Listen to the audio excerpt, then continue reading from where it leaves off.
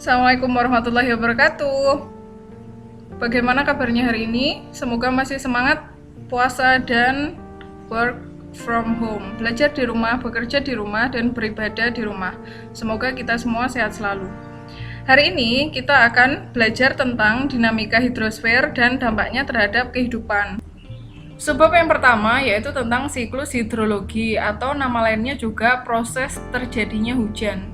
Kalian pasti sering hujan-hujanan kan? Pernahkah kalian berpikir hujan itu sebenarnya dari mana asalnya? Nah, siklus ini adalah namanya siklus ya, jadi dia akan terus berlangsung. Dimulai dari yang pertama yaitu evaporasi. Apa itu evaporasi? Evaporasi adalah penguapan dari air sungai, air danau, air laut, atau bahkan dari jemuran-jemuran basah kalian ya kan yang menguap. Kemudian ada juga penguapan dari tumbuhan, namanya adalah transpirasi. Nah, gabungan dari kedua penguapan ini namanya adalah evapotranspirasi.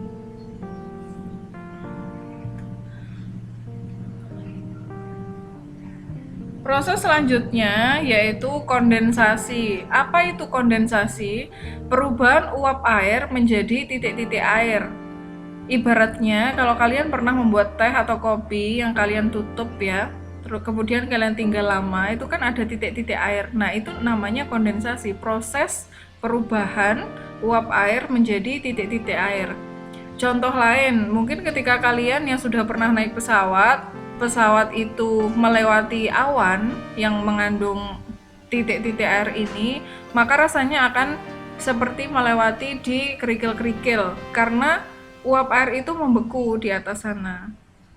Oke, next proses selanjutnya yaitu presipitasi. Presipitasi itu nama lain dari hujan yang turun dalam bentuk air maupun salju.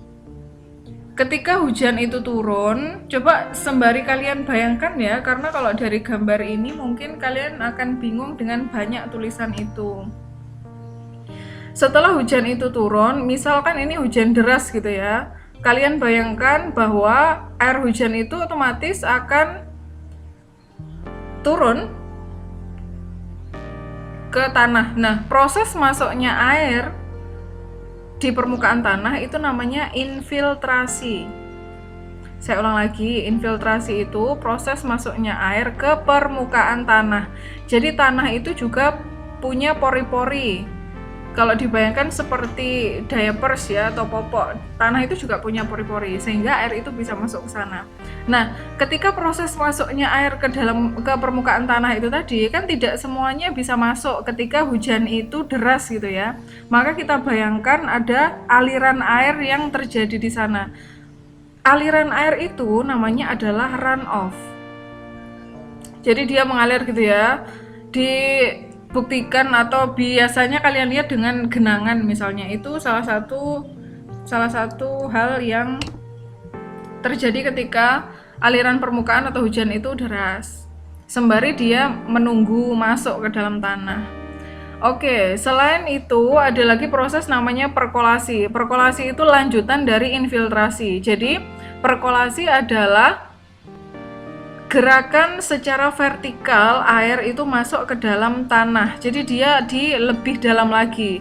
Perkolasi ini adalah cikal bakal air tanah. Air tanah ini yang digunakan kalian untuk kehidupan sehari-hari karena itu katakanlah sumur kalian lah gitu. Yang nantinya melewati batuan-batuan, dia juga bisa sampai ke laut.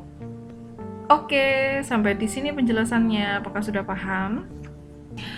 Saya ulangi lagi ya, mulai dari yang pertama, evaporasi, kemudian bersamaan dengan transpirasi yang akan menghasilkan evapotranspirasi yang kemudian naik ke awan atau membentuk kondensasi. Kemudian terjadilah hujan atau presipitasi, hujan turun membasahi tanah, namanya infiltrasi. Kemudian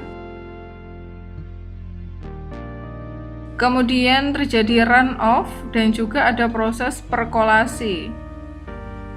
Oke, selanjutnya akan ada tugas untuk kalian, yaitu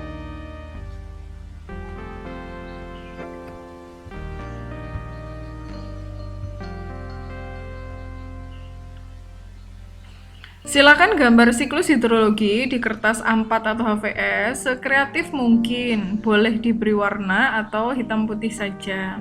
Kalau sudah, foto bersama hasil kalian, minimal ya kelihatan wajah kalian. Kemudian dikirim ke website www.geovulkan.com atau upload di Instagram dan tag juga Geovulkan. Hashtagnya adalah belajar geografi di rumah. Terima kasih. Sampai jumpa lagi, dadah.